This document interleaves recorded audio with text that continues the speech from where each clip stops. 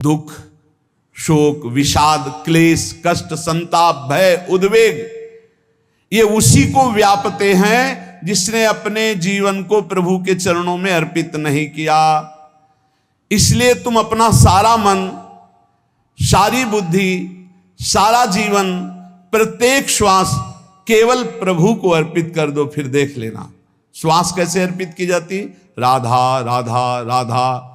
बुद्धि कैसे अर्पित की जाती, एकमात्र निश्चय कि भगवत सुख ही सुख है, ये जागतिक सुख सुख नहीं, ये दुख है, ये ऐसा दलदल है जिससे आज तक कोई नहीं निकल पाया।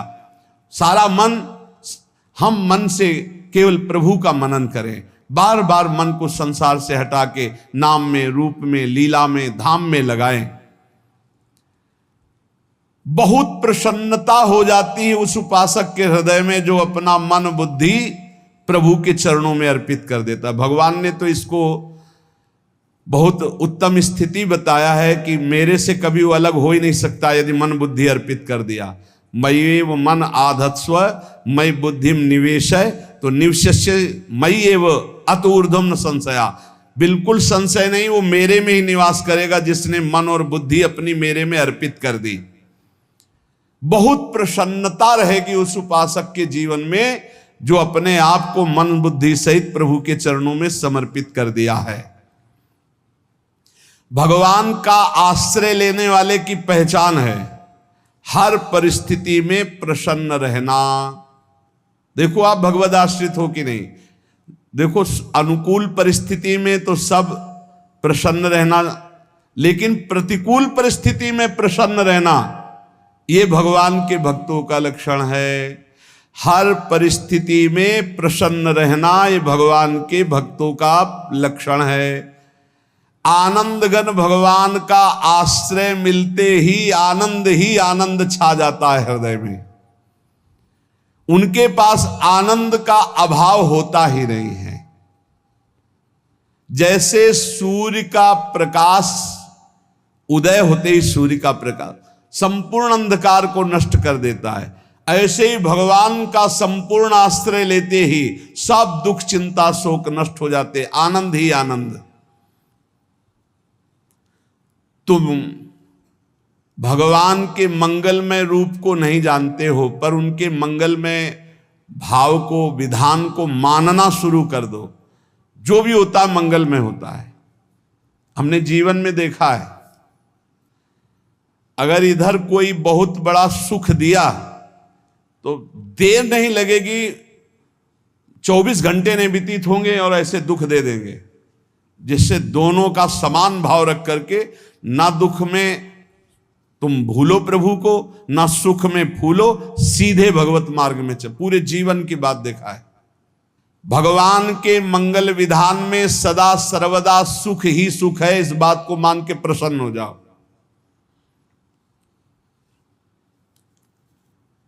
जब भगवान का भजन करने वाले की तन्मयता बढ़ती है भजन में, तो द्वेषी जन अपने आप तैयार हो जाते हैं। भक्त कभी किसी से द्वेष नहीं करता, अपने आप वो द्रोह करने लगते। तो नरसिंह मेहता जी से बहुत गांव के कई लोग थे जो जलते थे, ऐसे जलते थे कि अब क्या करें, कैसे मिटा दे नरसिंह मेहता जी को। अब उपाय तो मिल नहीं रहा था। तो एक दिन संतों की मंडली आई और उन्होंने कहा कि हम रास्ते में कोई चोर आदि धन ना ले ले, इसलिए यहां से किसी की हुंडी चलती है क्या द्वारिका में? पहले ऐसा था। बोले हाँ हमारे यहां बहुत बड़े सेठ हैं नरसिंह मेहता जी, पर आप कहोगे वो मना कर देंगे। कई बार कहोगे, अगर वो स्वीकार कर ले तो वहां। और उनका लक्ष्य था कि नरसिंह मेहता जी की तो खाने की भी सुविधा नहीं थी, हुंडी कहाँ की बात आई। उनका था कि जब वो ना कहेंगे तो संतजन नाराज हो जाएंगे, अगर हाँ कह दिया तो वहां हुंडी चुकेगी नहीं, तो संतजन अपने आप इनको शाप दे देंगे, अपराध बन जाएगा, ये नष्ट हो जाएंगे। संतों को भेजा नरसिंह मेहता जी ने, सबकी दंडवत की, चरण पखाड़े। तो उनका ये इतना रुपया है, द्वारिका में साधु सेवा हम करेंगे, वहां तुम्हारी हुंडी चलती है, तो आप अरे उनका आप कहाँ भूल रहे हो, यहाँ खाने की भी व्यवस्था। बोले हमें सब पहले से बता दिया गया कि आप मना करोगे, बार बार मना मत करो, हमें पता है। तो उन्होंने ठाकुर जी की तरफ देखा, बोले क्या लीला है प्रभु, संतों से हम क्या कहें। ये ले रुपए। उस समय स्वर्ण की मोहरें चलती थी। बेच के बाजार से खूब उन संतों को पवाया, उन्हीं संतों की सेवा की, और उनका अपने सेठ का नाम तो बताओ जहां हमें जाके हुंडी मिलेगी। सेठ सावल शाह सेठ। संत जन गए वहां, पूछा कि नरसिंह मेहता जी का जिन सेठ से परिचय, उनका नाम सावल शाह सेठ, उनकी गद्दी कहाँ है?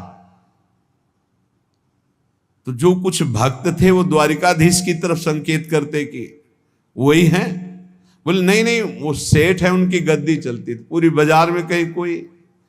अब संत जन एकांत में होकर के बहुत विचलित हुए, क्या हमारे साथ धोखा हुआ? नरसिंह मेहता जैसा संत क्या धोखेबाज हो सकता है? देखो, संशय तो बहुत विचित्र होता है। बड़े बड़ों को संशय हो जाता है। जब भगवती सती जी को संशय हो गया, राम जी को हे खग हे मृग हे मधुकर श्रेणी ऐसा पूछते हुए कि सच्चिदानंद कैसे हो सकते, तो किसी को हो सकता है, क्योंकि वो बुद्धि की अधिष्ठात्री देवी है। जो ही उनके मन में ऐसा आया कि क्या हमारे साथ धोखा हो रहा है, इतने में ही देखा जय हो सावल शाह सेठ की। वो कहा सावल शाह सेठ? तो देखा बढ़िया मुनीम जी उनके साथ, तो सेठ बस्ता लिए हुए मुनीम जी, सरकार इधर से चलो। तो उनका सावल शाह सेठ आपका नाम है? संतों ने कहा। बोले हाँ। बोले नरसिंह जी? हाँ। बोले आपकी हुंडी आ गई है। हुंडी एक कागज में लिखा कि ये हमारे सेठ जी को दे देना। वैसे लोग मुझे माखन चोर कहते, कोई कुछ कहता, लेकिन आपने सेठ बना दिया। जब आपने सेठ बना ही दिया तो आप कभी परवाह मत करना तुम। और ये सेवक आपकी सेवा में सदैव तत्पर है। भगवान ने ऐसा लिखा। जो भगवद आश्रित है, एक बार ये चलता रहता है, जो संत जन होते हैं उनके विरोधी अपने आप बन जाते हैं। किसी से कोई मतलब नहीं, अपने आप विरोधी बन जाते हैं। कबीरदास जी का पूरी काशी में यश था। भजन करने वाले महापुरुषों का यश बढ़ता है जब, तो जो भजनहीन होते हैं उनके हृदय में जलन पैदा हो जाती है और वो उनको विविध प्रकार से फंसाना चाहते हैं, उनको कष्ट देना चाहते हैं। तो कबीरदास जी के यश को धूमिल करने के लिए कुछ ब्राह्मणों ने एक रचना रची। मुड़ मुड़ा के कबीरदास जी के शिष्य बन करके पूरी काशी के सब आश्रमों में निमंत्रण दे आए। कल भंडारा है, संत सेवा है, सबने स्वीकार किया। कबीरदास जी अपनी दिनचर्या करके निकले तो संत मंडली आने लगी। बोले कै बजे सेवा है? साधु सेवा। बोले कौन सी साधु सेवा? बोले कल आपके शिष्यजन निमंत्रण दे के आए, पूरी काशी के सब संत आ रहे हैं। कबीरदास जी ने कहा यहाँ तो एक की भी व्यवस्था नहीं, पूरी काशी के संत आ रहे हैं। अच्छा, समझ में आ रहा है, लीला बिहारी तुम लीला करना चाहते हो। गए अपना निकल गए गंगा किनारे, एक झाऊ के नीचे बैठकर अपना भजन ध्यान में मगन है। 11-12 बजे तो उन्होंने देखा संतों की मंडली, काशी तो बहुत।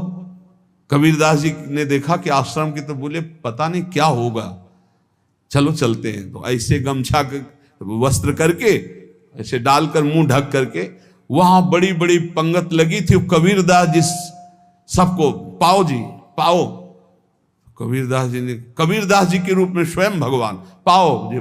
कबीरदास जी ने कहा अच्छा, जब स्वामी परस रहे तो हम भी बैठ के पा ले। तो जब उसी पंगत में बैठ गए अपना कपड़ा ढक करके, और जब मोहरे की दक्षिणा दे रहे थे सब लोग कि वाह कबीरदास जी ने आज तो साधु से। सबको जब कबीरदास जी के सामने आए तो ऐसे मुंह ढके, बोले देखो जो मेरा होता है उसे मुंह छुपाना नहीं पड़ता, मुंह ढकला नहीं पड़ता। लो दक्षिणा, तुम भी दक्षिणा लो। कबीरदास जी को कबीरदास जी दक्षिणा दे रहे, वो कबीरदास जी है भगवान, और ये पाले वाले कबीरदास जी है भगवान के जन। कभी भगवान अपने अरे जमाने जोर लगा ले, कितना जोर लगाएगा, भक्त और भगवान का झंडा कभी न झुकने पाएगा। बिल्कुल चिंता, शोक, भय, उद्वेग रहित जीवन भगवद आश्रित। तुम भगवान के मंगल विधान में सदा सर्वदा प्रसन्न रहो। अब ये विचार कर लो कि भगवान जो करेंगे तुम्हारा मंगल करेंगे। अब थोड़ा ऐसा बीच में लगता है कि अमंगल हो रहा है क्या, लेकिन पक्का समझो बहुत बड़ा मंगल उनका विधान होता है, बहुत ही उत्तम मंगल होता है भगवान के शरणागत का। भगवान हमारे विचारों वाले नहीं हैं, हमारे विचार प्राकृतिक है, भगवान के विचार चिदानंदमय हैं। वो अपने विचार से हमारा मंगल करते हो, हम अपने विचार से मंगल चाहते हैं। भगवान के विचार से मंगल ही हमारा होगा, इसलिए कभी हमको चिंता शोक भय नहीं करना चाहिए। भगवान की ओर से कभी तुम्हारे लिए ऐसा विधान नहीं होगा कि तुम दुखी हो जाओ, बस तुम्हारी सोच हो सकती है, उसका परिणाम बहुत मंगल होगा। जगत की ओर से निराश हो जाओ, किसी से आशा मत रखो, फिर आप देखो आपका जीवन कैसा आनंदमय व्यतीत होता है। ये जो जगत की आशा है यही दुख प्रदान करती, सच्ची जगत की आशा ही दुख प्रदान करती है। अगर जगत से कोई संबंध न रखा जाए और भगवत भाव में रहकर तो बहुत अच्छा जीवन चलेगा।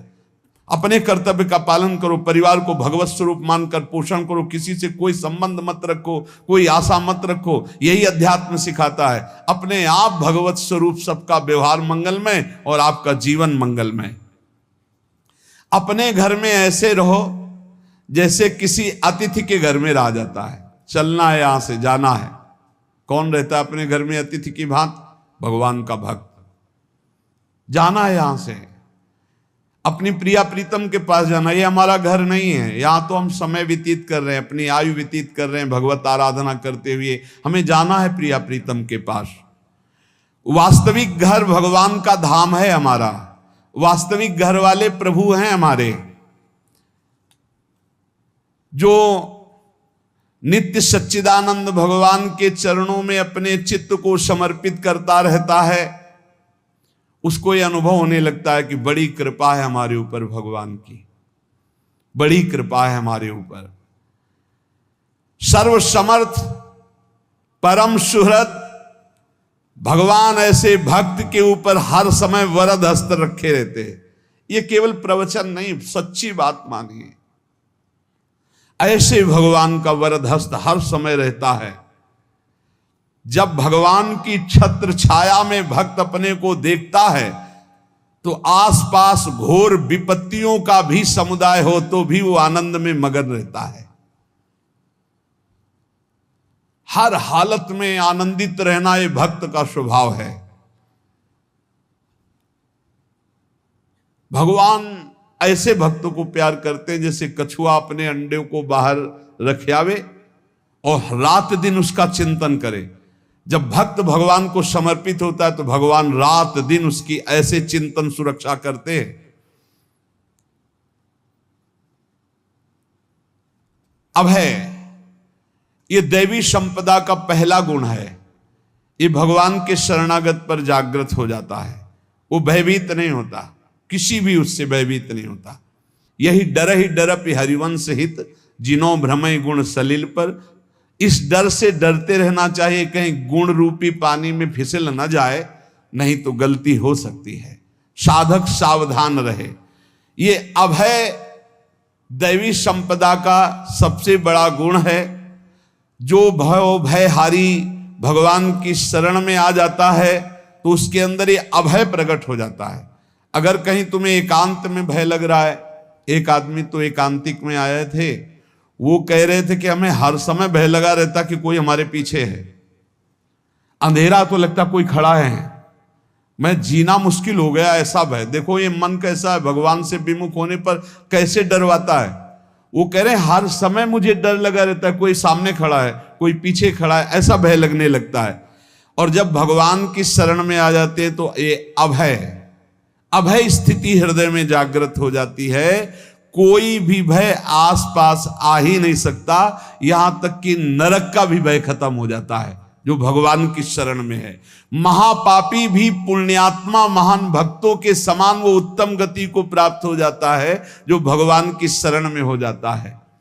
पर ये जो भोगों का आश्रय लिए हुए हैं, मनमानी आचरण कर रहे हैं, ये कभी उस अभय को जान ही नहीं सकते कोई अभय पद है क्या।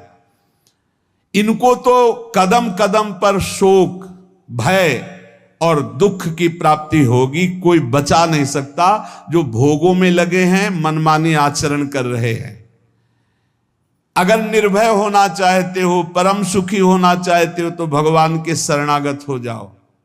सारे जगत को अभय दान देने वाले भगवान हैं। भगवान का एक प्रण है, मम पन शरणागत भयहारी। जो मेरी शरण में आ गया उसके भय का मैं नाश कर देता हूं। साधना में अवस्था मन की मानी जाती है कि आप कितने अच्छे साधक हैं। यदि आपका मन भगवदाकार है, हर समय भगवत चिंतन चल रहा है, आपके स्वप्न भागवती का रहे हैं, आपके विचार भागवतिक हैं, तो आपकी अच्छी साधना हो रही। और यदि आपके स्वप्न गंदे आ रहे हैं, क्योंकि स्वप्न में मन का ही सारा खेल होता है, और आपकी चिंतन वृत्ति वासनात्मक चल रही, तो अभी साधना का प्रभाव मन पे नहीं पड़ा है। जिसका मन हर समय भगवत चिंतन करता रहता है, वो जीते जी जीवन मुक्त हो जाता, अनुभव होता है। जैसे किसी ने कहा